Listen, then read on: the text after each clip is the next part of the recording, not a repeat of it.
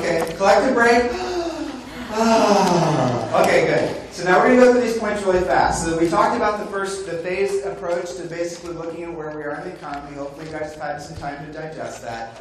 And now Julie and I are going to go through these points relatively quick, and we're going to be to the point. And so, right, take notes. Number one, how to recession-proof your business. And again, these are all of you should do these things regardless. This is a great way to run your business. To their points about ego is the enemy, when they were talking about Howard Hughes and they were talking about how essentially he was just blowing money like crazy, that really did remind me of how most top producers are running their businesses right now in their big teams. Because you can get away with it right now. Because the money basically makes up for it. Because if you have crappy cash flow, it doesn't matter. You got more money coming in the following month.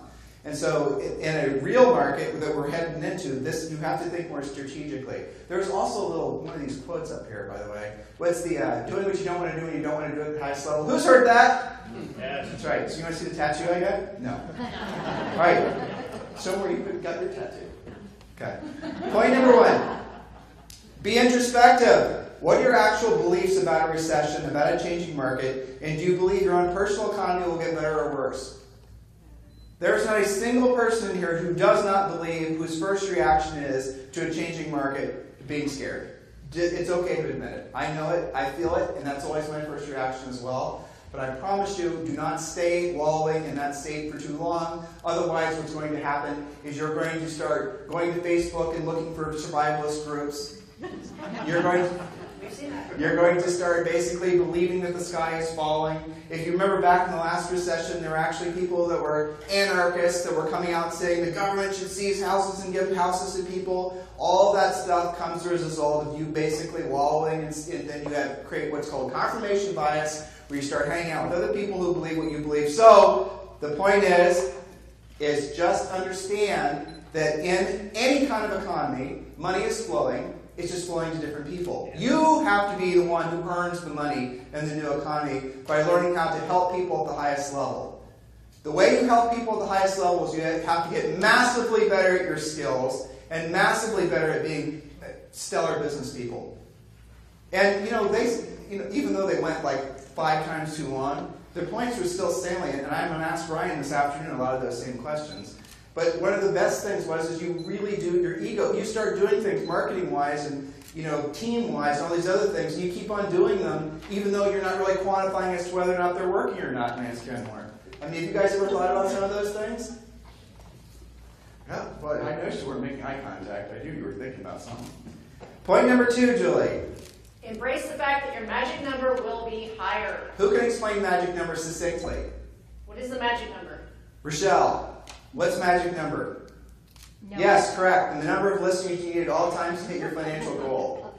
Thank you. Number of listings you need. Number of listings you need at all times to hit your financial goal. If you guys don't know what we're talking about, it's in the red book, Harris Rules. By the way, you guys get a free copy of Harris Rules, and if you want us to, we'll autograph it, but you have to give the people from Viral Marketing a video testimonial. Okay? All right, so know what your magic number is. It's the number of listings you need at all times. How many of you have ever had 50 listings or more at all times? You guys have, haven't you? You guys have? Have you? No? What's 50 listings at all times? At one time. Okay, great. I mean, so how many of you have ever had 5 listings at all times?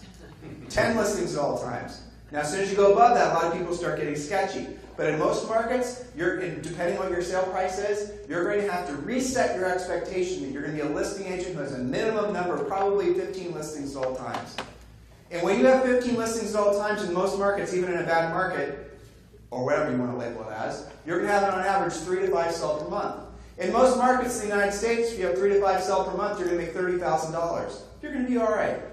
Do you understand what I just said? Yes. So that's what it comes down to. That's how complicated the real estate business is. Who can explain that to me more succinctly? Right? The magic number is the number of listings you need at all times to meet or exceed your financial goals. So why is it we spend all of our time doing all this other stuff in real estate? Explain it to me. Please, seriously, explain it to me. I don't understand. Argue with me, anybody. I don't understand. Why do we spend so much time in the industry focusing on all these other things other than getting to and maintaining the magic number of listings you need at all times to meet or exceed your financial goals? Amen. Preach it, brother. But why? It's because it takes skills. Because being a listing agent takes skills. That's why. Because as Julie so perfectly stated all those years ago, working with buyers is, who can say it? Don't say it for me. Thank you. And working with sellers is? You guys understand that? It is harder. It does take more skill. So it's easier to avoid that in a market that's working like this. It's easier to avoid it by using your pendings and your appraisal issues and all that as distractions. Those are real distractions. Number three, focus 110% of your energy on being a dominant listing agent in your market, period. It is all about listings. And number four, embrace the tough conversations about price and market conditions. Too fast. We can't. Oh, sorry. Okay. Can you repeat? Number three, focus 110% of your energy on being the dominant listing agent in your marketplace. Dominant listing agent. And number four, embrace the tough conversations about price and market conditions. Master the scripts because no one else will. That's the big key. Point 3 and 4. If you move all your best energies every single day to become a powerful listing agent, which means basically you have to have conversations with sellers that other agents won't. Because they can't. Or they can, but they won't. Because they don't want to have those are difficult conversations. You have to, the skill set you need, personally, the emotional, you're going to be dealing with a lot of sellers who are going to be under a lot of stress. You're going to be dealing with a lot of buyers that are going to be under a lot of stress. You're going to be dealing with, that's the market. But it's the same conversation over and over and over again. You'll need to master like 7 or 8 different conversations to understand how it works. But you got to get there. Don't wallow with point number 1. Move on quick and realize. Now remember, guys, your market, different phases. We explained that this morning. And inside your market, you're going to have micro markets. Some of them will be doing great. Others won't be doing great. So adjust accordingly. Okay. Point number 5. Point number 5, you must speak with all of your sellers weekly. Let's say you did number 3 and number 4. Now you've got more sellers. Your magic number is higher. Now you got to talk to all of them. Some of you guys freak out about that and hide out from them because they're tough conversations when you have to have more than a 7-day relationship. You have to speak with them weekly, even and especially when you don't want to. Why are you guys laughing at that point? Because it's stressful when things aren't going. Of course it is. So we have in Premier Coaching that she wrote 12-week seller communication plan, and I'll give some quick points to that since you guys brought it up. And I know that you guys hate those calls. We did. They're stressful. We never liked them. We didn't like price reduction calls either. You wake up in the morning, oh right, I got those calls to make. We get that. We've been there and done that. So the 12-week communication plan. First of all, why is it 12 weeks? You make it to 12 weeks. You know, if it's not sold yet, it's price. You guys know this. So what do you talk to these sellers about? First, I recommend that you talk to them the same day, the same chunk of time every single week. And tell them that it's going to be Friday afternoon. I like Friday afternoon or Monday afternoon because they're stressed around the weekend. It's the what have you done for me lately? What are you going to do for me this weekend? They're not working. They have time to think about it, and they will torture you on Monday if you didn't talk to them. And you know this. So tell them that you will speak to them in batches of time so you get it over with. Okay, so you're going to report to them, since we have hit the market, here is what is sold that you used to be competing with. And sometimes that's nothing. You're going to say, since we've been on the market, here's what's come on new to compete with you. And ideally, you've previewed it at least online. You've at least looked at the pictures of the price, and you know what the competition is. You never want the seller to say to you, hey, what's the deal with my neighbor's house? Tell me about that. Why didn't you call me about that? Why are they priced less than me? Why are they priced $20,000 more than me? Maybe they're aspirational pricing. When you're making those calls, have in front of you what the seller's motivation is and what their time frame is. You better know that when you take a listing, because you're going to have to bring them back to that. So remind you, we're still wanting to have this house sold by boom. And then you'll work them towards a price change. But this all goes back to whether or not they're actually motivated in the first place, which is a really important thing to understand. You have to understand the seller's motivation. You have to understand what the seller owes. You have to understand if the seller has a plan B and they haven't told you. Who's had a seller that said, I just decided to rent it? Right? Which, by the way, is another little sub point, and somebody mentioned this, Luis mentioned it, I think it was a great point. You all ought to be considering, especially in the upper ends, doing property management. Some of our top clients in LA, some of the people you guys know from Bravo TV, that's how they survived and that's how they thrived. Matter of fact, some of the top brokers in New York, that's all they do. They just do leasing. The leasing, I'm not saying it's going to be, it's a great cash flow business. So some of you might want to consider that. Look at it as relationship management until they do want to sell. Versus, oh my gosh, I have to do property management now. Point number 6. Stop buying buyer leads. I think you know our stance on that. Stop, for the love of God, buying buyer leads. When you have your magic number of listings, you will not have a buyer lead problem. You want buyer leads? Here it is. Number 1, take a listing. One listing.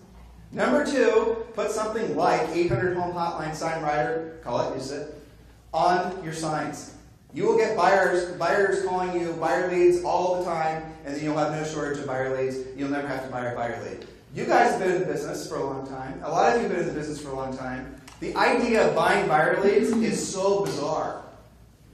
You can generate your own buyer leads from doing open houses. You can generate your own buyer leads from just doing so many other things in the marketplace. So why buy buyer leads? Explain it. It's because the work is not being done. Because agents don't know how to go out there and actually do the work to generate the business. Next point. Is anybody insulted by that point, by the way? I'm getting some odd looks by that point. Anyone want to argue legitimacy? It's okay if you do. No, not really. Point number 7, get in touch with your inner prospector, expireds, and unrepresented owners or a gold mine in a changing market. Unrepresented owners are FISBOs. That's right. But there's a lot more. I mean, we teach you guys, it's like 50 different ways to generate listing leads. There's gobs and gobs of them. I'll tell you, we're not big fans of buying buyer leads, but Zillow's got a lot of cool hidden filters on their. You guys know how to go and look for make me moves, and you guys know how to go and look for pre-foreclosures. And I mean, if you go on Zillow's site as a consumer, and you poke around, you'll find they've got a lot of data on there. For, so that's great. So definitely be considering all those types. Who else has a gold mine for listing leads right now that don't cost you anybody? Anyone want to throw something out? Listing lead. Where else are you getting listing leads? The REOs don't cost. REOs don't cost you anything. You can get listing leads from new builders. Yes, Jane? I use Market Snapshot. My sphere, I tried to narrow it down. It's hard. I tried to get it to 150. I've got it to about 400. I'm still working on it. But I send out Market Snapshot every 2 weeks. And if they're home, right. That's working really well. Okay, good. All right. So, I'm sorry? Couldn't hear that. She basically was talking about sending market snapshots, CMAs, but are you still calling them, Jane, or are you just sending emails? Oh, yes, I call them. Oh, yes, you better be calling them. And I do lots of point events. I have something kind of interesting. If you have that Alexa in your house and you ask them who's your favorite or who's the top realtors in East Crop, Georgia, if you have a review on Yelp, your name and face will come up on there. So I'm going to tell you guys something, and I hope I don't regret telling you this. The biggest story that Inman had on their news cast for a long time was about Amazon getting into real estate. I gave them that story. And I won't tell you the background on how I found that out, but there was a hidden unindexed page on Amazon that I found that Google search spiders weren't finding.